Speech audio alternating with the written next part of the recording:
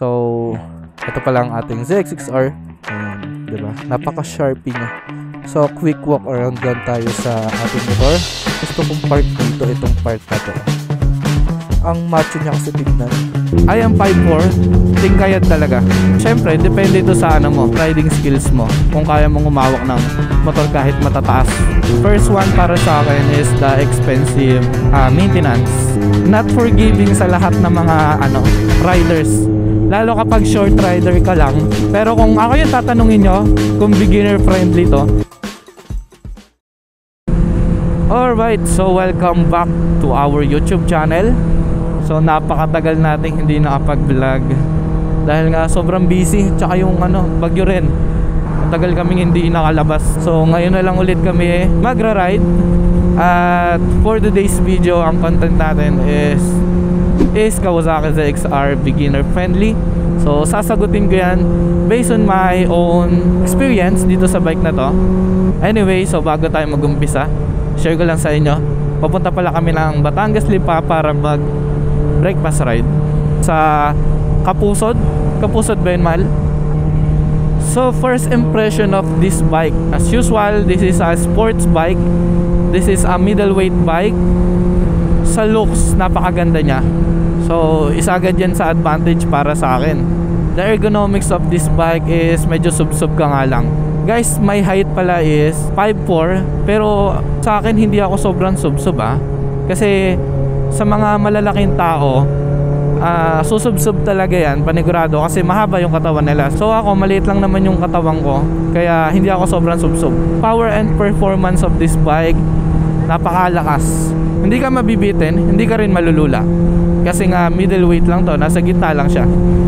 Hindi ka rin niya bibitinin pag mag-overtake ka ng malayon. Kagaya nito, tapos yung white na van na yan, kayang-kaya mo yung ma-overtakean in just 2 seconds. And about the comfort, syempre hindi to comfortable na motor kasi nga nakayuko ka.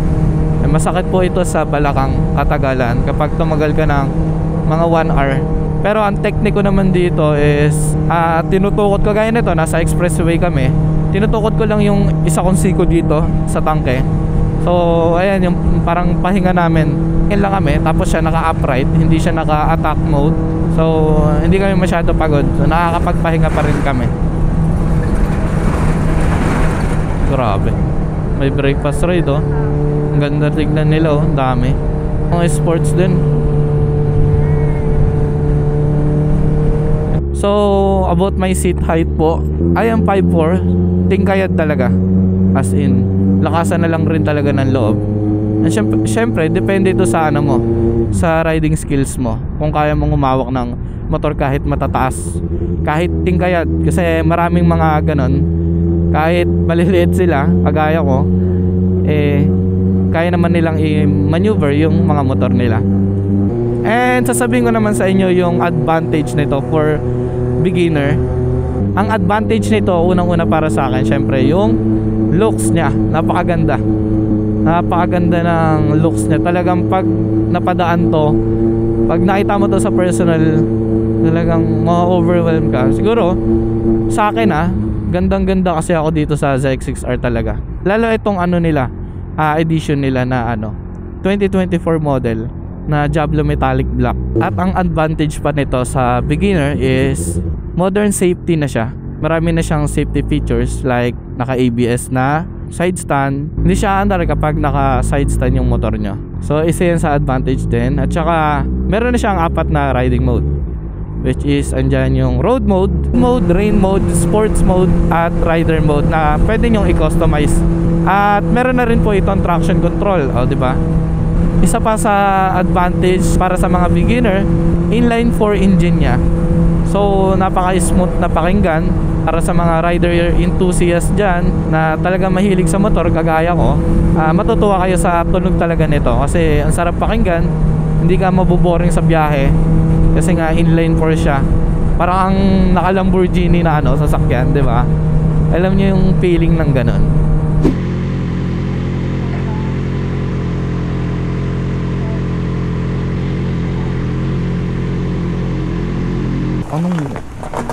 Ano to? Scooter. Ang ganda nito, Bristol Renault. 400 eh. Alright, so maganda dito.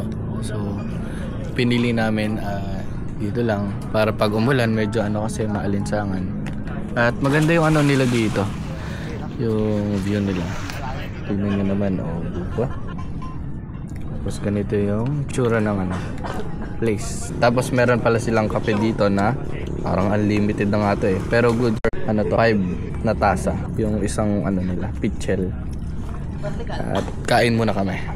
Alright, so tapos na kami kumain dito sa Kapusod, diba? Nalilito ako sa pangalan. Okay, ang sarap ng ambience, relaxing yung place. So, ito pa lang ating ZX6R and 'di ba? Napaka-sharpy niya. So, bago pa lang po ito sa amin. Nasa 6 months na pala sa amin. So, ang mga napalitan ko lang naman dito is ito, quad lock, tapos tank grip, frame slider, axle slider, rear slider, at saka syempre yung exhaust na burnout, slip-on lang po ito. Nandyan pa rin yung catalytic. So, quick walk around lang tayo sa ating motor. So, di ba? Napaka-aggressive niya tignan. Tsaka, pag tinignan mo pa lang, alam mo na agad na sub-sub tong motor na to. Tsaka, yung pinaka gusto kong part dito, itong part na to. Ito yung sa harap hanggang dun sa tangke. Ang macho niya kasi tignan. Ayan di ba? Tsaka ang ganda ng fairings. Tsaka ang maganda pa dito, naka Diablo Rosso 4 na siya. Makapit na yan. At yan po ang inline 4. Tapos ito rin yung kwelyo niya, napakaganda tignan. Ang sharpie, may patulis kasi siya dito. So ganyan yung itsura niya sa harap. At sa full review po ng motor na to, lalagay ko na lang dyan sa screen. Nakapag full review na kasi tayo nito. So, ayan po yung mga specs ng ating motor. Ewan ko kung cold start pa to Pero oras na rin nakalipas eh. Mga na ata kami dito. 3 oras.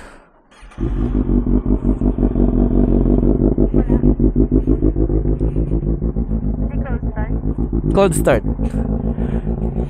Ilang gas na lang? Dami pa. Alright, so paalis na tayo. Diba? Angas ng forma ni OBR Hey! Angas ba yan? Parang cute ng bahay. Cute, no? Ganyaw-nyaw. So lang kami, semi-riding riding suit kasi wala kaming pants tsaka boots. At ito pala yung Tai Chi namin. Napakaganda diba? Waterproof yan. Alright, so sama ko na rin po pala sa advantage ng motor na to. Kapag kagaya namin kayo na couple rider, tapos lagi nyong kasama yung OBR nyo, so medyo bababa yung niya, yung seat height ng motor na to. Bumaba rin ng 1 inch siya. So malaking factor yon as a short rider. Punta naman tayo sa mga cons for beginner ng motor na to. First one para sa akin is the expensive maintenance. So medyo expensive na yung magagastos nyo na maintenance dito kapag nagpalit kayo ng oil, kapag nagpalit kayo ng brake pad, at kapag nasiraan po kayo ng gulong. Kasi ang presyo ng gulong nito sa likod is nasa 30,000 na agad. Diba? Medyo masakit po yun sa bulsa. So kailangan commit ka rin kapag bibilihin mo tong motor. Kami naman, commit naman kami at ready naman kami sa mga gastos in case man na dumating yung ganong situation, 'di ba? So as of now, nasa 2,680 na yung odometer nito. So ang nagagastos ko pa lang naman dito is yung oil niya. Nung 1,000 nagpa-change ako ng oil tsaka oil filter. Oo. So sa kasa ko yun mismo pinaayos kasi syempre first time maintenance nito ni Shark, so ayoko munang gumalaw. Pero siguro sa next maintenance nito baka ako na yung gagalaw, ako na yung mismo magcha-change oil. Hindi ko alam kung kaya ko to palitan ng brake pad kasi yung sniper ko ako lang mismo nagpapalit ng brake pad, ako lang nagpapalit ng change oil. Magsa-search muna ako kung paano gawin yun. And of course, nag-i-invest rin ako sa sarili kong tools like mga power tools o mga basic tools. Yun na lang binibili ko para hindi na ako magbabayad sa mga mga pagawaan, 'di ba? So malaking yun, save yun sa pera. And the cons for beginners po pala, medyo malakas na po pala talaga tong motor na to. So hindi ko masasabi na advisable siya for beginners. Kasi kung ikaw hindi ka pa nakaka-experience ng mga big bike, tapos biglang nag-jump ka ng 600cc kagaya nito nga ZX6R, so talagang malalakasan ka at malulula ka. So napakalaki pong adjustment nun. At ayun, isa yun sa cons, medyo malakas na nga tong motor. And isa pa sa cons is yung aggressive position niya nga. Masakit po ito sa balakang, so hindi siya advisable pang long ride. And the last for the cons para sa akin po, not forgiving sa lahat ng mga riders. Lalo kapag short rider ka lang, as in 5'2 or 5 flat ka pababa, hindi mo kakayaning madrive to kasi mataas na rin. Ako nga 5'4 na super tiptoe na yon. So advantage lang sa akin kaya ako nadadrive yung ganito. Nakaka-try na rin kasi ako ng mga big bike na iba, mga 1000cc, mga liter bike. So kaya ko na siyang maneuver. And then kung i-compare naman natin tong ZX6R sa ibang mga ka-lineup niya. Sige, start tayo sa sa sports bike like R6, Yamaha R6. So mas sub-sub pa po yung R6. And then ano pa bang ibang mga sports na 600cc? CF Moto 670. Hindi pa kasi ako nakaka-experience nun, pero I think same lang rin yun nito. And sa mga Trident naman, ang pinagkaiba lang naman kasi niyan yung mga 600cc, yung CBR 650. Gusto ko rin sana yan, kaso mga naked position. Ako kasi mahilig rin talaga ako sa mga sports, kaya ito yung napili namin. Medyo risky rin pumili ng big bike kasi hindi birong pera yung yung bibitawan mo, 'di ba? Pero syempre kung pangarap mo talaga at alam mo naman yung magiging condition mo sa motor na to, 'di ba? Bilihin mo na. Pangarap mo Kailangan alam mo lang rin kung ano yung mga advantage and disadvantage na matatanggap mo dito sa motor na to. And what do you think, guys? Kung beginner friendly ba ito? So comment down below na lang. Pero kung ako yung tatanungin nyo kung beginner friendly to, hindi ba ito beginner friendly?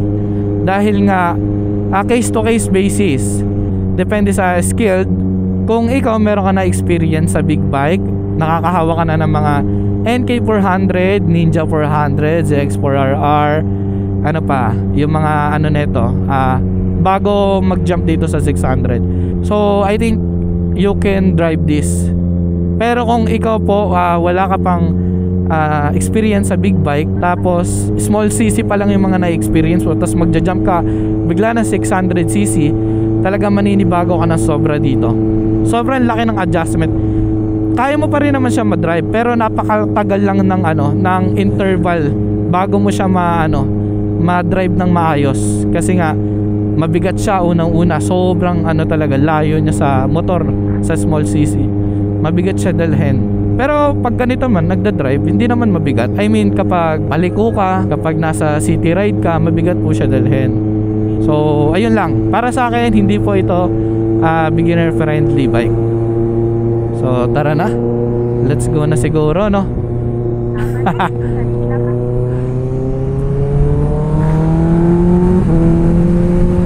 Alright, so nandito pala kami ngayon sa Skyway. Alright,